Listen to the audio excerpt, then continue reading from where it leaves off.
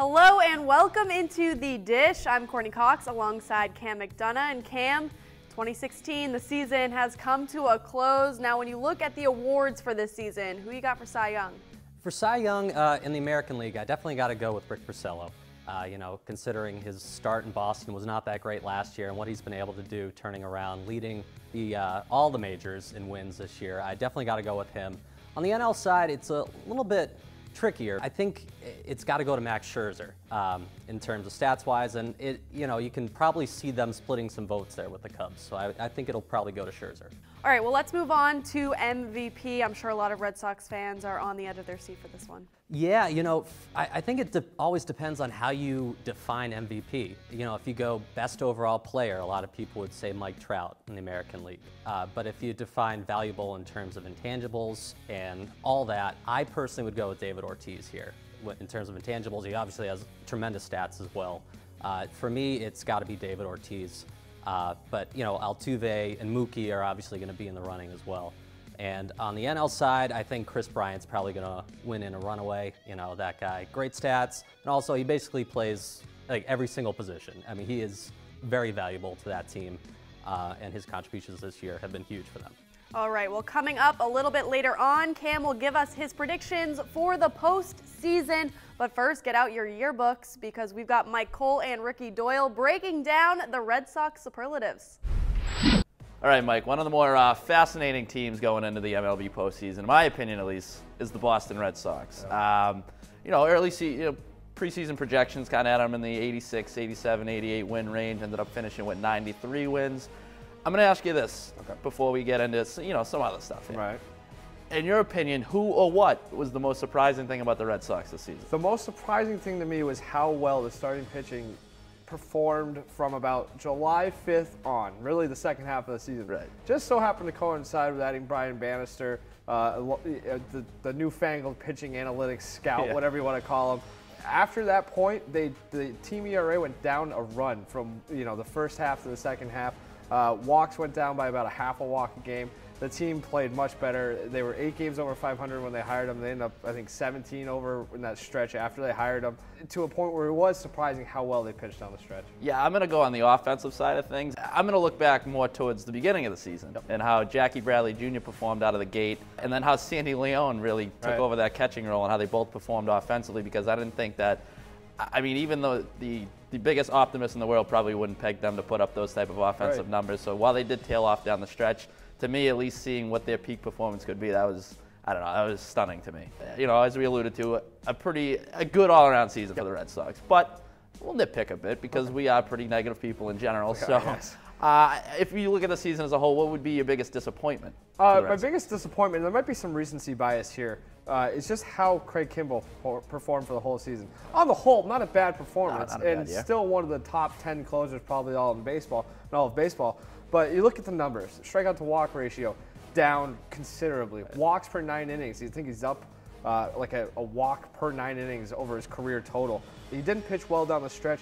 You don't feel good about your closer entering the playoffs. I don't know how well you can feel about your team's overall chances. He might turn it on in the playoffs and everything will be fine, but you would like to see him pitch a little bit better entering the postseason. So just on the whole, I think Kimbrell probably is my biggest disappointment. I'm going to stick with the mound here, and I'm going to say that I guess Eduardo Rodriguez, he was dealing with that knee issue in spring training and the beginning of the season, but even if he didn't morph into the ace that maybe the Red Sox would hope, they certainly hope that he would be able to be that number 3 starter behind the likes of David Price and Rick Porcello.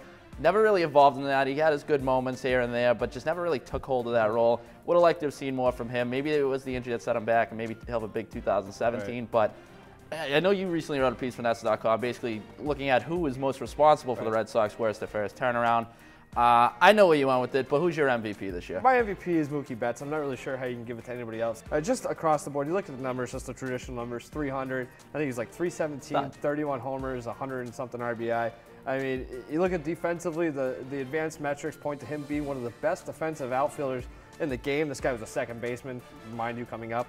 And he plays right field at Fenway. Not an easy position to play. And just look at the versatility. This is a guy who started the year at the top of the lineup. Now he's hitting in the middle of the lineup. You can put him wherever you want. I mean, I think he's one of the top 5 best players in baseball right now.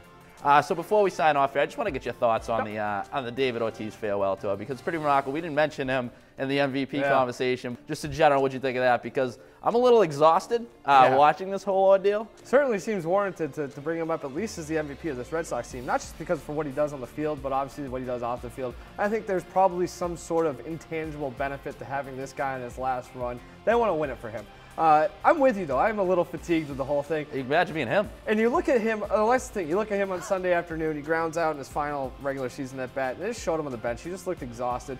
I think he's ready to get to, this is where he turns it on. It's not over yet. Hopefully, if you're a Red Sox fan, the best is yet to come in this final season. All right, we'll see if David Ortiz and the Red Sox have a little bit of magic left in them this year. Probably like to send him out on a high note, no? I would think so, yeah. Yeah. All right, well, for more on the beginning of their quest against the Cleveland Indians in the ALDS, we're going to send it down to Darren Hartwell and Sam Galanis. I'm Darren Hartwell alongside Sam Galanis, and we're outside Fenway Park where the Red Sox just wrapped up the regular season. Now they're on to the postseason to play the Cleveland Indians in the ALDS. Let's get right into it. One big question is David Price. He hasn't pitched very well in the postseason in years past. Is that a major concern for you?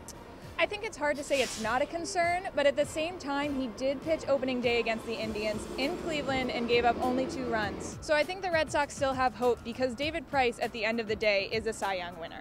So Price will definitely factor into Boston's postseason success, but at the same time, who else do you think is going to be an X factor in this playoff series?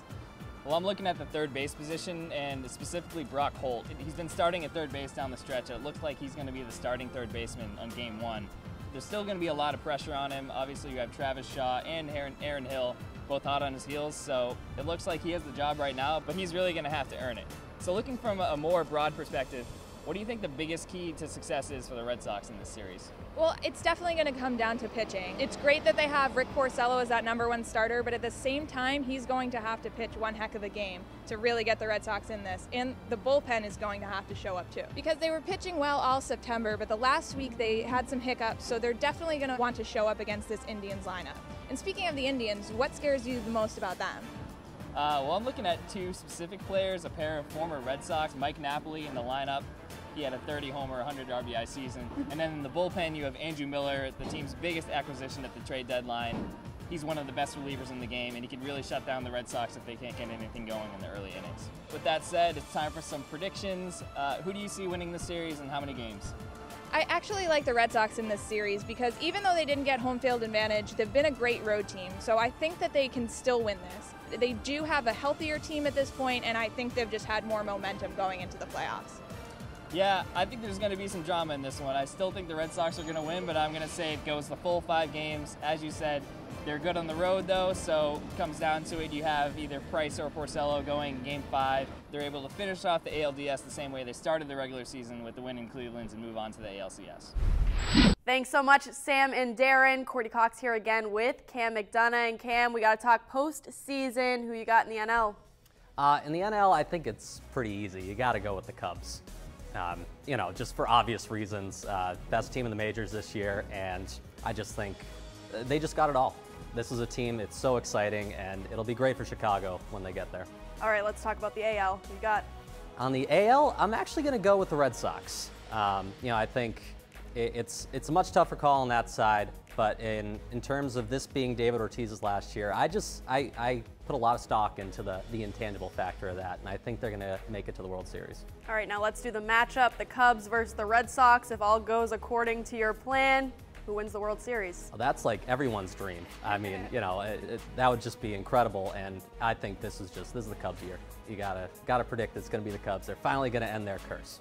All right, well, there you have it. As always, keep it locked in on NESN.com to see if Cam's predictions come true. We'll have all your postseason coverage right here. But for now, thanks for tuning into The Dish.